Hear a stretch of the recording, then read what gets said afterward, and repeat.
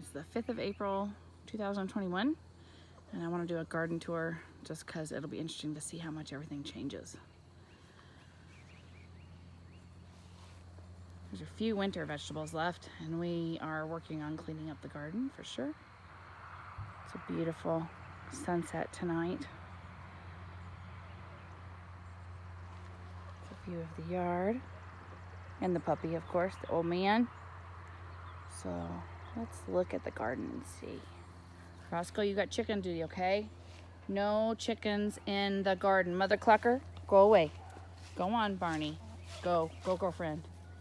Go. I know you want to follow me into the garden. You can't. Go. Get your tail. Get on now. Get, before I get in trouble with Dommy. Get on. All right, so let's go look at the garden.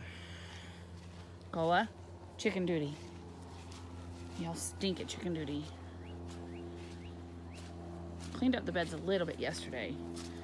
Still need to clean all that up over there, of course.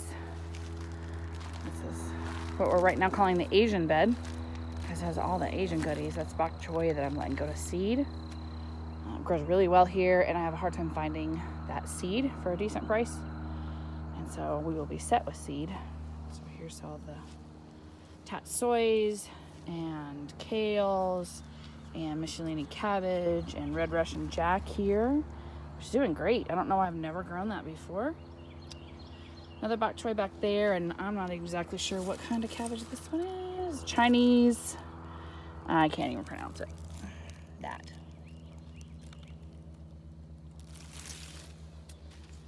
And then this is in the tatsoi family, and I can't pronounce that one either. These are all wonderful in stir fries or just on their own. This is a rainbow tatsoi. It's great in salads or in stir fries. And Bloomsdale long-standing spinach. Of course, we don't have anything growing in here except for weeds. Beautiful, lovely weeds. Over here is what's left of our greens, which are going to seed. Our winter chives, our garlic chives are coming back. And our bunching onions are blooming like truffula trees. Like Dr. Seuss's truffula trees. It's kind of cute. I'm probably going to have onion seeds everywhere. But it is what it is at this point. I just haven't gotten to that bed yet. If we turn around here, I did do a lot of work on the pond bed, and I'm turning it into a perennial type bed. So I put some tiger lily, I think that's what those are called. I'm not exactly sure. I didn't do a great job last year documenting. I just kind of threw things in. So I'm trying to do a better job of that this year. And those came back as perennials. The Canis, which we had a frost, they came up and we had a frost, and we might get one more tonight. So they're damaged, but they'll come right back. And all the comfrey is growing along nicely. And then I planted some dahlias and peonies and a couple other types of bulbs in here. You can see I've expanded that bed right there. And then the lotuses and the lilies and stuff are starting to make their way to the top.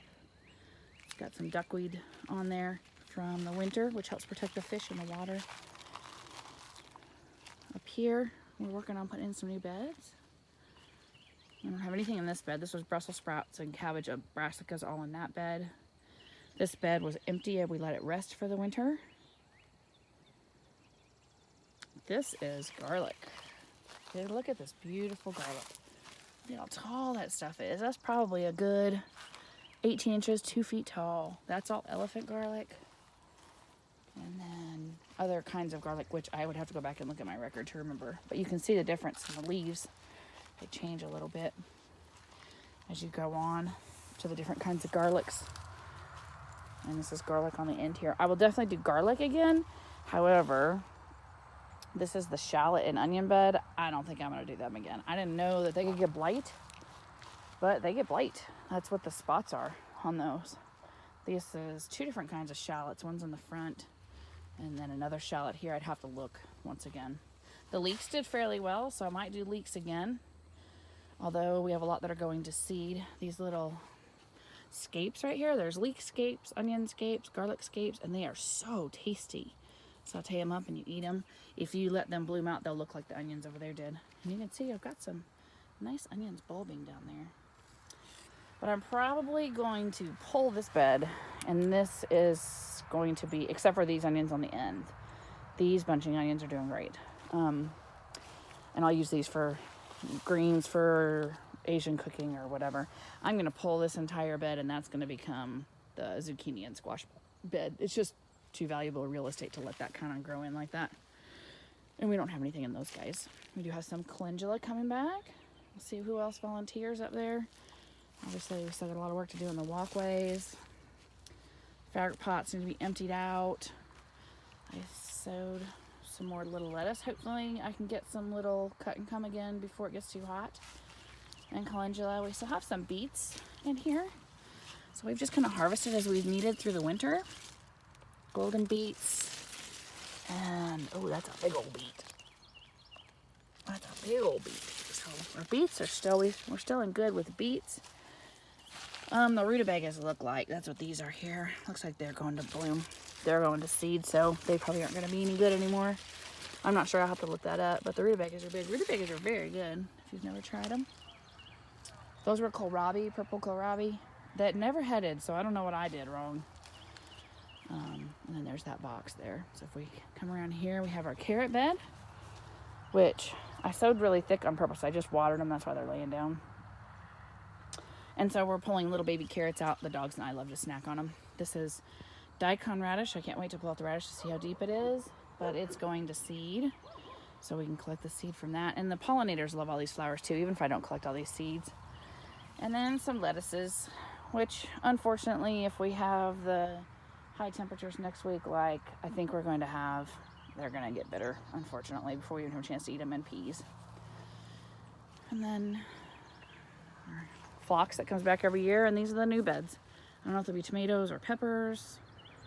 We haven't really decided yet. Those two are filled. That one still needs to be filled. We're going to be taking down this fence line. You can see there's a temporary fence run back there, back there.